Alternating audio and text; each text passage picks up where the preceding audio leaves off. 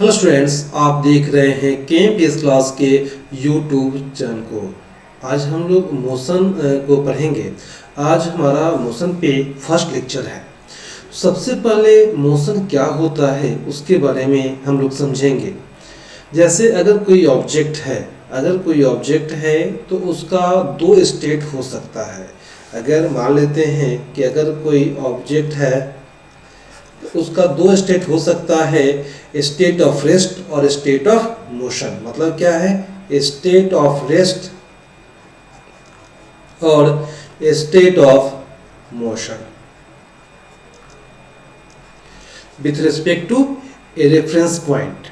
जैसे मान लेते हैं कि अगर कोई ऑब्जेक्ट है, या तो वह रुका हुआ होगा जिसको हम लोग रेस्ट बोलते हैं, और या तो वह मोशन में होगा। रुका हुआ का मतलब होता है कि वह रेस्ट में है। इसका मीनिंग ये होता है कि वह टाइम के साथ उसके पोजीशन में कोई भी चेंजिंग नहीं होता है, वह कहलाता है स्टेट ऑफ रेस्ट। अगर टाइम के साथ कोई ऑब्जेक्ट के पोजीशन में चेंजिंग होता है तो वह कहलाता है स्टेट ऑफ मोशन। जैसे सबसे पहली बात क्या है, हम लोग देख रहे हैं हमारे स्लाइड पे, एक ट्री है, वह क्या है, फिक्स्ड होता है। हाउस क्या है, फिक्स है। स्कूल का बिल्डिंग, फैक्ट्री, इलेक्ट्रिक पोल और टेलीफोन पोल, ये सब जो ऑब्जेक्ट हैं वह रिमेन कांस्टेंट है एवरी टाइम। मतलब किसी भी समय इन सभी का, ट्री का, हाउस का, स्कूल का, फैक्ट्री का, इलेक्ट्रिक पोल का, टेलीफोन पोल का, वह सब क्या है, टाइम के साथ वह रुका हुआ है। टाइम चेंज करते भी रहेगा, वह ऑब्जेक्ट का पोजीशन चेंज नहीं होगा। तो इस तरह के ऑब्जेक्ट को हम लोग कहते हैं आपका स्टैटिक, स्टेशनरी ऑब्जेक्ट कहते हैं, जिसमें ऑब्जेक्ट क्या है, रेस्ट कंडीशन में है। ऑब्जेक्ट क्या है, रेस्ट कंडीशन में है। ये क्या है, बिल्डिंग है, या इसे हम स्कूल भी बोल सकते हैं, या हम इसे फैक्ट्री बोल सकते हैं, या क्या है, ट्री है। इस ट्री का पोजीशन कभी भी समय के साथ चेंज नहीं करता है। जो ट्री जहाँ पे है वहीं पे रहेगा। टाइम का टाइम 1 डे हो जाए, 2 डे हो जाए, 3 डे या 1 ईयर हो जाए तो उसका पोजीशन चेंज नहीं होता है। वैसे क्या इलेक्ट्रिक पोल का जब इसे एक पोजीशन पे एस्टेब्लिश किया जाता है तो उसके बाद किसी भी टाइम, जब भी टाइम चेंज हो जाए, इसका पोजीशन में कोई भी चेंजिंग नहीं होता है। तो ऐसे ऑब्जेक्ट जो टाइम के साथ उनके पोजीशन में कोई चेंजिंग ना हो वह कहलाएगा ऑब्जेक्ट स्टेट ऑफ रेस्ट के कंडीशन में कहलाएगा। वेयर है, अगर हम लोग नेक्स्ट चलते हैं तो क्या है, on the other hand a man. अगर कोई मैन है, एनिमल है, बर्ड्स है, कार्स है, buses, train, ships and aeroplane, यह सभी में ऐसा कोई कंडीशन नहीं है कि टाइम के साथ इसके पोजीशन में चेंजिंग नहीं होगा। यह कभी भी स्टेशनरी नहीं रह सकता। हाँ, कुछ समय के लिए रह सकता है, लेकिन ईच एंड एवरी टाइम के लिए वह स्टेशनरी नहीं रहेगा। ये मैन है, वह ट्रेवल करेगा ही। एनिमल वह वॉक करेगा ही। बर्ड्स फ्लाई करेगा ही। कार्स, बसेस, ट्रेन्स और शिप्स जो भी हैं वह क्या है, समय के साथ अपने पोजीशन पे अकॉर्डिंग टू रिक्वायरमेंट वो अपना पोजीशन चेंज करेगा ही। तो लिखा हुआ है कि man, animal, birds, cars, buses, train, ships and aeroplane etc do not remain stationary all the time। सभी समय में यह क्या है, स्टेशनरी नहीं होगा। इसका मतलब क्या है, या they can move from one place to the another place. मतलब क्या है, यह मूव करता है एक प्लेस से दूसरे प्लेस में। जैसे क्या है, यह शिप है आपका, यह ट्रेवल करेगा ही। यह क्या है, ट्रेन है, यह एरोप्लेन है, और यह बर्ड्स है, और यह एनिमल उसको बोल रहे हैं। यह सभी क्या है, समय के साथ और अकॉर्डिंग टू रिक्वायरमेंट यह अपना पोजीशन चेंज करते हैं। तो यह क्या कहलाएगा कि ऑब्जेक्ट उस कंडीशन में मोशन कंडीशन में कहलाएगा। जैसे यहाँ पे लिखा हुआ है कि a common characteristics of all the moving body is that they change their position with time. मतलब क्या है कि कॉमन कैरेक्टरिस्टिक्स है, उसका एक चरित्र है सभी बॉडी का जो मूव करते हैं कि वह अपना पोजीशन समय के साथ चेंज करते हैं। ऐसे ऑब्जेक्ट क्या कहलाते हैं, मोशन कंडीशन में कहलाते हैं। जैसे बोला जाता है कि a body is said to be motion, एक डिफाइन हम लोग किए हैं, a body is said to be in motion और moving when its position change continuously with respect to a stationary object takes a reference point। जैसे मान लेते हैं फर्स्ट फिगर की बात हम लोग करते हैं, बोला गया है कि एक बॉडी मोशन में तब कहलाता है जब उसका पोजीशन चेंज करते रहता है continuously with respect to time. मतलब कोई कार 1 सेकेंड में यहाँ पे था, फिर 2 सेकेंड में यहाँ पे चला गया, किसके रेफरेंस पॉइंट पे? यह जो ट्री है इसके रेफरेंस पॉइंट पे पहले जो हमारा कार था इस ट्री के पहले था, और जब 1 सेकेंड बीत गया वह ट्री से बहुत आगे चल गया। मतलब क्या है, यह कार क्या है, मूवमेंट कंडीशन में है, वो मूव कर रहा है। तो ऐसे ऑब्जेक्ट क्या कहलाएंगे, मोशन में कहलाते हैं, क्योंकि यह एक रेफरेंस पॉइंट से इसको कंपेयर किया जाता है और वहां से यह ऑब्जर्व किया जाता है कि ऑब्जेक्ट मोशन कंडीशन में है। सेकेंड फिगर पे हम लोग आते हैं कि एक मैन है यहाँ पे खड़ा है, जो स्टेशनरी है, वो रुका हुआ है, वह देख रहा है कि एक कार जो यहाँ पे पहले था कुछ समय बाद यहाँ पे चला गया और कुछ समय बाद यहाँ पे चला गया। मतलब यह कार क्या है, अपना पोजीशन समय के साथ कंटिन्यूअसली चेंज कर रहा है, इसलिए यह कार क्या है, यह मोशन कंडीशन में है। उसी के बाद हम इस एनिमल को देख रहे हैं कि वह समय के साथ वह रन कर रहा है। मतलब क्या है, यह एक मोशन कंडीशन में ऑब्जेक्ट है। मतलब क्या है, a body is said to be in motion when its position change continuously with respect to a stationary object takes as a reference point। इस फिगर में यह ट्री क्या है, रेफरेंस पॉइंट है, और इस कंडीशन में यह मैन क्या है, रेफरेंस पॉइंट है। और इसी के रेफरेंस पॉइंट के कारण रेफरेंस पॉइंट ऑब्जर्व कर रहा है कि ऑब्जेक्ट फर्स्ट ऑफ ऑल यहाँ पे था, सेकंड टाइम में वो यहाँ पे चला गया। मतलब क्या है, इसी स्टेशनरी ऑब्जर्वर के रिस्पेक्ट में यह कार क्या है, मूव कर रहा है। इसका मतलब क्या है, a body is said to be in motion when its position change continuously with respect to a stationary object takes as reference point. Okay, अब एक बात करते हैं कि कोई ऑब्जेक्ट मूव कर रहे हैं, a body moves fairly fast, then its movement can be observed easily।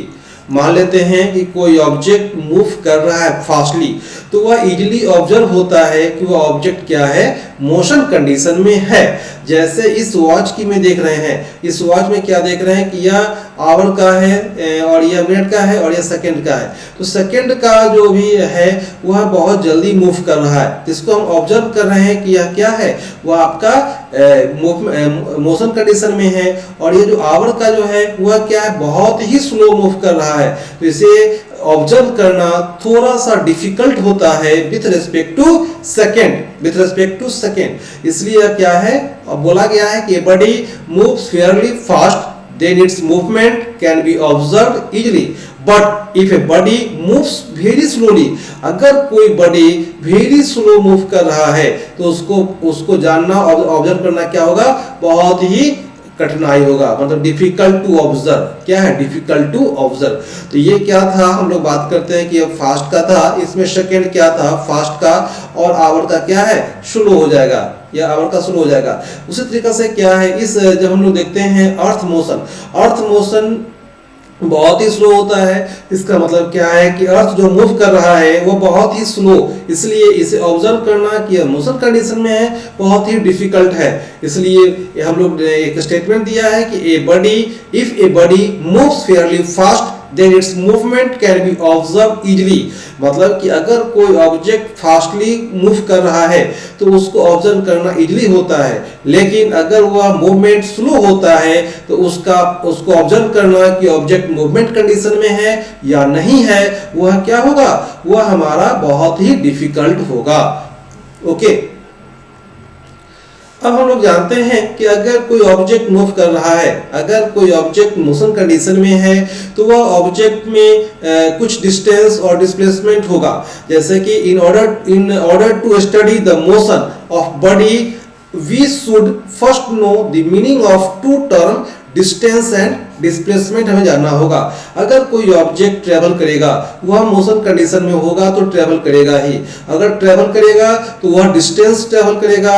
हो सकता है कि वह डिस्टेंस कभी डिस्प्लेसमेंट हो या डिस्टेंस हो, तो हम लोग जानेंगे कि वो डिस्प्लेसमेंट क्या होता है। जैसे मान लेते हैं यह किसी का हाउस है, मान लेते हैं यह एक राम का हाउस है। यह राम पहले क्या था कि पॉइंट ए पे था। कुछ समय के बाद यह जाता है बी पे, जो इसका हाउस होता है। फिर अगेन वह पॉइंट सी पे एक ट्री के पास जाता है। तो ये ऑब्जेक्ट क्या है, 4 मीटर और 3 मीटर, यह क्या है 7 मीटर डिस्टेंस ट्रेवल किया है। लेकिन अगर उसे सीधा, अगर वह घर ना गया, वो अपने हाउस पे नहीं गया और सीधा ए टू बी जाएगा, ए टू सी जाएगा, तो वह क्या होगा, इसका डिस्टेंस क्या हुआ 5 मीटर का डिस्टेंस क्या हुआ, वह ट्रेवल करेगा। जब वह सीधा ए टू सी गया तो वह 5 मीटर हो गया। और लेकिन अगर वह अपने हाउस, अपने घर होके गया तो उसका डिस्टेंस बढ़ गया 4 + 3, वो हो जाएगा 7 मीटर। मतलब क्या है कि वह शॉर्टेस्ट डिस्टेंस क्या है, जो ए टू सी है वह 5 मीटर है, और ए टू बी गया है और बी टू सी गया है तो वह क्या हो जाएगा, वह हो जाएगा 7 मीटर। तो यह जो 7 मीटर है वह क्या है, डिस्टेंस है, और 5 मीटर क्या है, डिस्प्लेसमेंट है। ओके, मान लेते हैं कि कोई ऑब्जेक्ट है, कोई मैन है जो यहां से स्टार्ट किया है, उसे जाना है इस एंड पे, मतलब वहां से, यहां से स्टार्ट किया है और वह इन पॉइंट पे जाना है। जब वह इस पॉइंट से ट्रेवल करते हुए ए टू बी, मान लेते हैं क्या ए है और यह क्या है बी है, ए टू बी जाना है, यह इसका क्या है, डिस्प्लेसमेंट है। बट अगर ये बाय रूट, अगर यह कोई रूट है जो कार जा रहा है और वह कार का जो डिस्टेंस ट्रेवल होगा वह इस मैन के डिस्टेंस ट्रेवल से ज्यादा होगा, बिकॉज इसका पाथ लेंथ क्या है, बड़ा है। बट वो ऑब्जेक्ट क्या होगा, वो ऑब्जेक्ट शॉर्टेस्ट डिस्टेंस जाता है और अपने जो डेस्टिनेशन पॉइंट है वहां पे पहुंच जाता है। तो यह मैन जो ट्रेवल किया है, ए टू बी ट्रेवल किया है, यह इसका क्या कहलाएगा, यह इसका कहलाएगा डिस्प्लेसमेंट कहलाएगा। मतलब ऑब्जेक्ट डिस्प्लेस हुआ है ए टू बी, और जिस पाथ से होगा, जिस शॉर्टेस्ट पाथ से होगा वो उसका डिस्प्लेसमेंट कहलाता है। अगेन वह ए टू बी ऑब्जेक्ट अगर किसी पाथ के थ्रू जाता है तो वह उसका कहलाएगा पाथ लेंथ या डिस्टेंस कहलाता है। यह लिखा हुआ है कि distance equal to total path length. क्या है, डिस्टेंस क्या है, टोटल पाथ लेंथ है, और यह क्या है, डिस्प्लेसमेंट क्या है, वह शॉर्टेस्ट डिस्टेंस है। तो यह शॉर्टेस्ट डिस्टेंस, जब हम लोग बात करते हैं कि शॉर्टेस्ट डिस्टेंस है तो वह क्या है, पाथ लेंथ है। तो यह डिस्टेंस हमारा क्या है, टोटल पाथ लेंथ हो जाएगा। तो डिस्टेंस और डिस्प्लेसमेंट में क्या डिफरेंस है कि डिस्प्लेसमेंट शॉर्टेस्ट डिस्टेंस होता है, जबकि डिस्टेंस पाथ लेंथ पर निर्भर करता है, पाथ लेंथ पर डिपेंड करता है। तो मान लेते हैं कि अगर ए टू, यह ए है और यह क्या है, बी है, इसका शॉर्टेस्ट डिस्टेंस यही है, लेकिन इसका पाथ बहुत अलग अलग तरीके के हो सकते हैं। तो ये डिफरेंट पाथ लेंथ है। तो ए, यहाँ पे ये जो पॉइंट है वह क्या, डिस्प्लेसमेंट कहलाएगा, बाकी जो है वो डिस्टेंस कहलाएगा, बिकॉज ये डिस्टेंस क्या है, पाथ लेंथ पर निर्भर करता है। तो यह हम लोग डिस्प्लेसमेंट और डिस्टेंस के बारे में समझे हैं। आगे हम लोग ने अभी डिस्प्लेसमेंट और डिस्टेंस के बारे में पढ़े हैं। आगे हम चलते हैं नेक्स्ट स्लाइड पे अपने। डिस्टेंस वर्सेस डिस्प्लेसमेंट, यह क्या है, हम लोग ने एक डिफरेंस निकाला है कि what is a distance versus displacement. Distance क्या है, टोटल पाथ लेंथ है, क्या है, टोटल पाथ लेंथ है जो ऑब्जेक्ट ट्रेवल करता है। लेकिन डिस्प्लेसमेंट क्या है, शॉर्टेस्ट डिस्टेंस है। चूंकि डिस्टेंस में किसी भी तरह का डायरेक्शन को स्पेसिफाई नहीं किया गया है, जैसे कि मान लेते हैं कि ऑब्जेक्ट है, ये भी ऑब्जेक्ट है, यह ऑब्जेक्ट पहले इधर कोई ऑब्जेक्ट पॉइंट ए से पॉइंट बी की ओर जा रहा है, तो पहले ये इस डायरेक्शन जाएगा, फिर ऐसे घूमेगा, फिर इस तरह से और इस तरह से, इस तरीका से। मतलब क्या है कि कोई भी डायरेक्शन स्पेसिफाई नहीं है, बिकॉज जैसा पाथ होगा, जैसा पाथ का लेंथ होगा वह उसका क्या कहलाएगा, डिस्टेंस कहलाएगा। लेकिन डिस्प्लेसमेंट क्या होगा, ए टू बी। इसका मतलब क्या है, डिस्प्लेसमेंट के पास डायरेक्शन है इसलिए वह क्या है, वेक्टर है। और डिस्टेंस क्या है, उसके पास ओनली मैग्नीट्यूड है इसलिए वह कहलाएगा स्केलर। और distance travel by an object always positive, distance कभी निगेटिव नहीं होगा।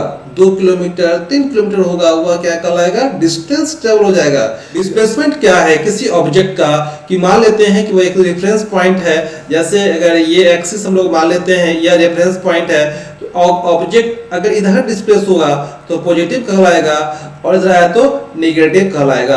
तो इसी तरीके से क्या है, displacement of an object can be negative, positive और zero depending upon the reference point. Okay, मान लेते हैं कि यह रेफरेंस पॉइंट है, ऑब्जेक्ट डिस्टेंस ट्रेवल किया है पॉजिटिव में तो वह कहलाएगा पॉजिटिव, नेगेटिव की ओर गया है तो उसको बोलेंगे नेगेटिव, और जब पूरा पाथ लें तो घूम के जब यहाँ पहुंच जाएगा तो उसका कहलाएगा डिस्प्लेसमेंट जीरो। लेकिन इस केस में जब ऑब्जेक्ट एक सर्कुलर वो में है, अगर ऑब्जेक्ट यहाँ से चलना शुरू किया, वह घूम फिर के यहाँ पे चला आया तो उसका डिस्प्लेसमेंट जीरो हो जाएगा, लेकिन डिस्टेंस जीरो नहीं होगा। डिस्टेंस उसका जो पाथ लेंथ है 2 पाई आर वह होगा।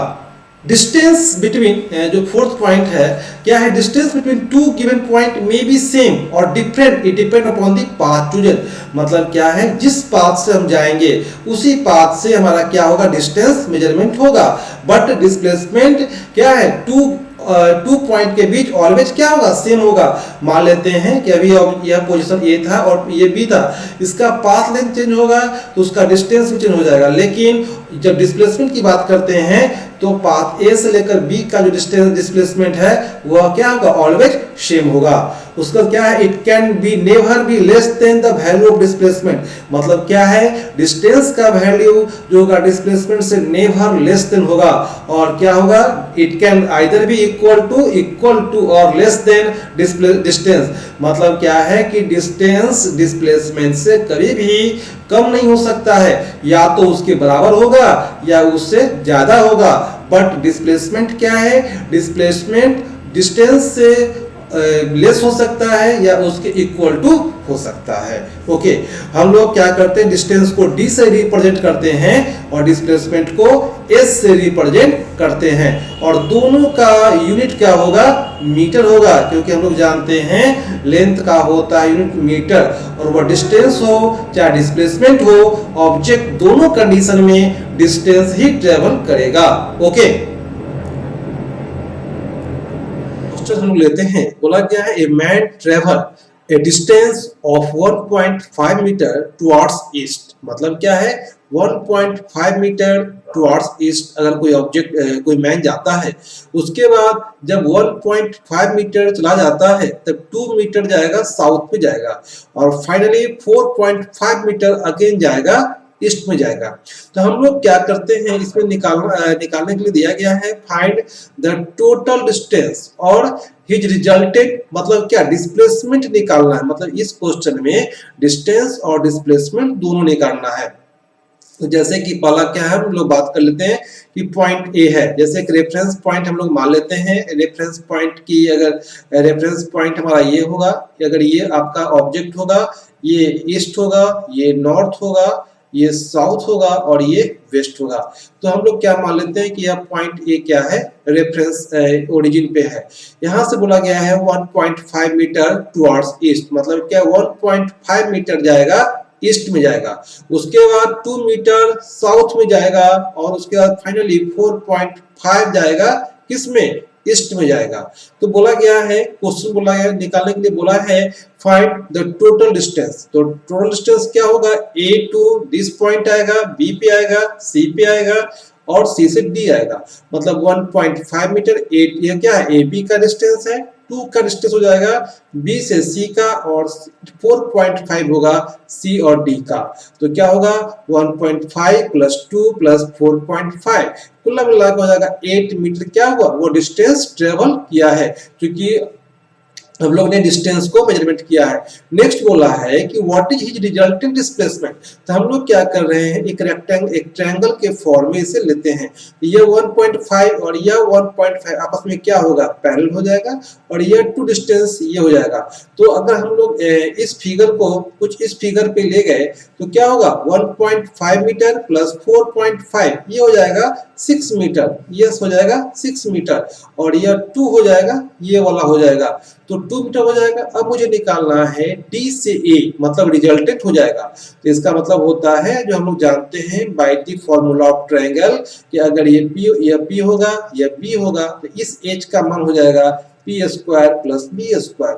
हम लोग इसी फॉर्मूला को पुट करेंगे, क्या लेके चलाएगा, यह हो जाएगा 2 का स्क्वायर प्लस 6 का स्क्वायर 4 प्लस 36 मतलब 40 का रूट, और 40 का रूट कहलाता है 6.3 मीटर। यह क्या है, हम लोग को वैल्यू आ गया है डिस्प्लेसमेंट का। तो हम लोग ने क्या किया, इस क्वेश्चन में डिस्टेंस और डिस्प्लेसमेंट को निकाला है। तो हम लोगों ने क्या देखा है कि 6.3 मीटर क्या है, डिस्प्लेसमेंट है, और 1 मीटर क्या है, डिस्टेंस है। मतलब क्या है कि डिस्प्लेसमेंट ऑलवेज लेस होगा डिस्टेंस से या उसके इक्वल टू होगा। और चलते हैं नेक्स्ट क्वेश्चन, नेक्स्ट स्लाइड पे। मोशन को जब ऑब्जेक्ट मूव करेगा तो ऑब्जेक्ट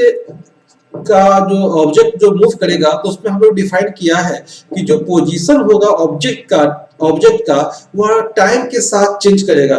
तो हो सकता है कि इंटरवल जो होगा उस इंटरवल में एक समान मोशन होगा। मतलब क्या है कि अगर कोई ऑब्जेक्ट होगा ए से बी गया है 2 घंटा में, बी से सी गया है 4 आवर में, और सी से डी गया है 6 आवर में, तो मतलब क्या है, और इसमें क्या गया है 2 किलोमीटर ट्रेवल किया है, तो यह कहलाएगा हमारा यूनिफॉर्म मोशन।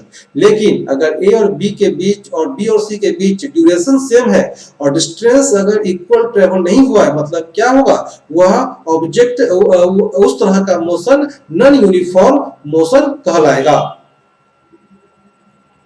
जैसे यूनिफॉर्म मोशन का हम लोगों ने एग्जांपल लिया है, बोला है a body has a uniform motion, a body has a uniform motion if it travel equal distance in equal interval of time, no matter how small this time interval may be।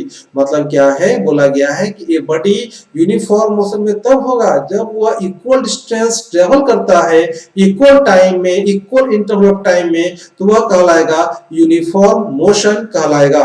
और यह इसमें कोई भी matter यह नहीं आता है कि इंटरवल क्या है। जैसे मान लेते हैं कि आपके पास 2 सेकंड का ड्यूरेशन था, ऑब्जेक्ट जीरो स्टार्ट किया 0 से, वहां चला गया 4 मीटर पे, अगेन 2 सेकंड में 4 से 8, तो मतलब क्या है, यह लिया 4 मीटर, फिर 8 से 12 गया है 2 सेकंड, मतलब क्या है 4 मीटर। मतलब क्या है कि टाइम इंटरवल दोनों का तीनों का सेम है, और डिस्टेंस ट्रेवल में क्या है 4 मीटर और 4 मीटर है, तो यह कहलाएगा यूनिफॉर्म मोशन। और हम लोग इसका ग्राफ प्लॉट करेंगे, मान लेते हैं कि 2 सेकंड था या 4 सेकंड था या 6 सेकंड था या 8 था, 8 6 4 2 और 0, और डिस्टेंस ट्रेवल क्या किया है 4 मीटर 8 मीटर और 12 मीटर।